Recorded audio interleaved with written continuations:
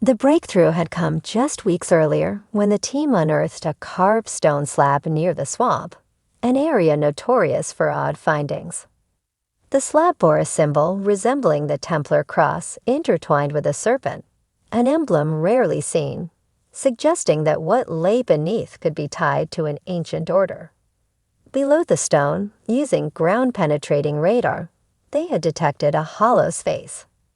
It was an anomaly too deliberate to be a natural formation. The hatch, it seemed, was real, and the team now stood on the precipice of discovery. "Do you think this is it?" Rick asked, his voice low and filled with awe as he stared at the ground below him. He had a way of speaking that made even the most hardened treasure hunters around him feel as though they were part of something legendary. Marty, more pragmatic but no less excited, nodded. "It has to be. We've been chasing this for years. Whatever's down there, it's part of something big." With the entire team gathered, Craig Tester, Jack Begley, Gary Drayton, and the others, they began their descent into the depths. Heavy machinery roared to life, drilling into the earth where they believed the hatch lay. As the metal teeth gnawed into the rock and dirt, the air was thick with anticipation. Hours passed, and the sun began to dip lower in the sky. The team's conversations grew more sporadic as tension mounted. Every dig on Oak Island was like this, an emotional roller coaster. One moment you were inches away from a major discovery, and the next you were met with nothing but clay and waterlogged earth. But this time was different. This time they were chasing something sacred, something tied to one of the greatest mysteries in history. Finally, the drill hit something that wasn't earth. A metallic clang echoed through the speakers in the operations trailer. "Hold it!" Marty shouted, his eyes wide with excitement. The drill operator killed the engine, and silence fell over the group. The hatch was beneath them. Gary Drayton, ever the eager metal detectorist, rushed forward with his equipment. The screen lit up with readings. "This is no ordinary metal," he said, grinning from ear to ear. "This is old, and it's cheap." Rick looked to Marty, the two exchanging a glance that held years of shared hopes and setbacks. This could be it. The team worked quickly to clear the debris, and as the final layers of dirt were removed, they saw it, an ancient iron-bound ore embedded in the earth. The wood was blackened with age, and the iron bands were covered in intricate carvings, worn but unmistakable. The Templar cross, the serpent, and other symbols, long lost to history, adorned its surface. It was the hatch. "Unbelievable," Jack whispered, running a hand over the ancient iron. "It's been here all this time." But opening it would not be so simple. The door was sealed tight, with no obvious way to open it. Marty called for more equipment, but before they could start, Rick noticed something. A small round depression near the edge of the hatch.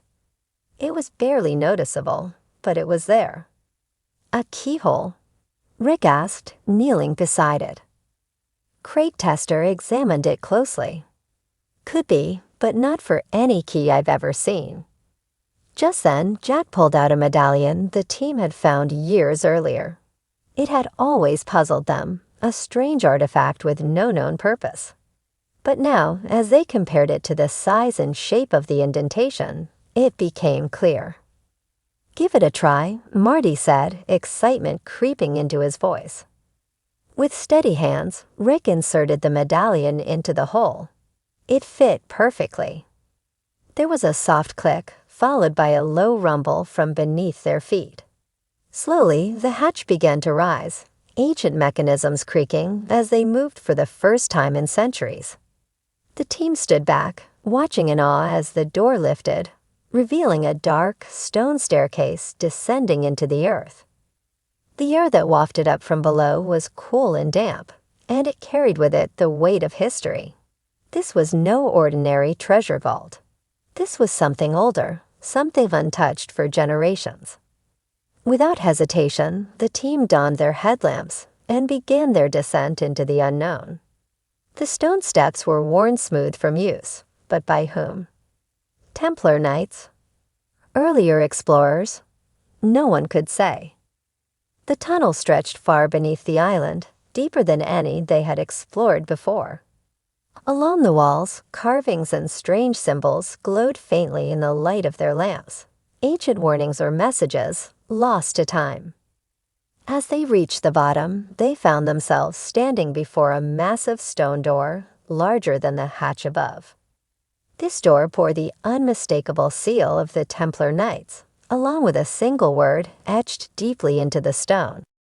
Todd Chrisley, once the flamboyant patriarch of reality television's asterisk, Chrisley knows best asterisk, finds himself grappling with a reality far more grim than the opulent lifestyle they once flaunted. Separated by prison walls, Todd's heart has grown heavy with fears for his wife, Julie Chrisley, who remains incarcerated amidst their convictions for bank fraud and tax evasion. Far from the glitzy, comedic portrayal on screen, their current lives are shaped by uncertainty, anxiety, and concern. Most of all, Todd is consumed by worries about Julie's health and welfare, unable to protect the woman he has loved for so many years. Prison life has been a far cry from the posh luxury the Chrisleys had grown accustomed to. For Julie, it's been an endless cycle of rigid routines, physical and emotional strain, and the undeniable weight of being cut off from the outside world. Inside her cell, the glamour fades, and the harshness of prison life takes over. Todd knows this well, as he serves his sentence in a separate facility, but it's the thought of Julie enduring it alone that keeps him awake at night. The fears for Julie's health have grown steadily, mounting as time drags on. Behind bars, Julie is far from the modern conveniences and elite health care she was once able to access at the snap of a finger. Now every day is a gamble, every illness a potential threat. Todd has heard troubling whispers, rumors of poor medical attention in prison, cases of mistreatment, and women's health concerns being neglected. His mind churns over these stories, and each one gnaws at him with the thought that Julie could be suffering without proper care. Julie's health had always been something they'd kept private, rarely discussed openly. But with the strain of the trial, the stress of their public downfall, and the relentless media scrutiny, the weight on her shoulders had grown heavier. Todd had seen the toll it took on her, the way her once radiant face seemed to lose its glow. Her smile, once quick and genuine, had become more strained. Even before prison, Julie had begun to battle health issues, some minor, some more concerning. Todd fears that the conditions in prison are exacerbating those struggles. "I can't be there for her," Todd reportedly confided to a close friend. "I can't hold her hand or tell her everything's going to be okay. And that's killing me." He remembers the years they spent building their family, raising their children, and navigating the ups and downs of fame. Throughout it all, Julie had been his rock, the calm, grounded force that kept their family together. Now he worries that the system is breaking her spirit, that the physical toll of prison life is wearing her down in ways neither of them could have predicted. Todd's own experience in prison has been tough, but he's a fighter. He's built a persona around resilience, facing adversity head-on with the bravado that made him a reality TV star. But Julie? She's softer, kinder, more vulnerable, and that scares him. The environment she's in is not suited for someone like her, someone whose strength lies in nurturing, not in surviving hostile environments. Todd imagines the sterile walls, the rigid structure, the cold indifference of prison life, and he worries about what it's doing to her. His fear isn't just about her physical health. There's a deeper, more emotional concern gnawing at him. Julie's spirit, her warmth, her sense of humor, these are the things that Todd loves most about her. He's terrified that prison will strip these away, leaving behind a hollow version of the woman he married. Todd has been leaning heavily on his faith, praying daily that Julie can hold on, that she can survive this ordeal without losing herself in the process. But even as he prays, Todd has moments of doubt. He's heard stories of people who come out of prison changed, scared by the experience. Will Julie still be the same woman when they're finally reunited? Will she still have that same sparkle in her eyes, that infectious laugh, that unshakable love for their family? Or will she emerge broken, her spirit worn down by the harsh realities of prison life?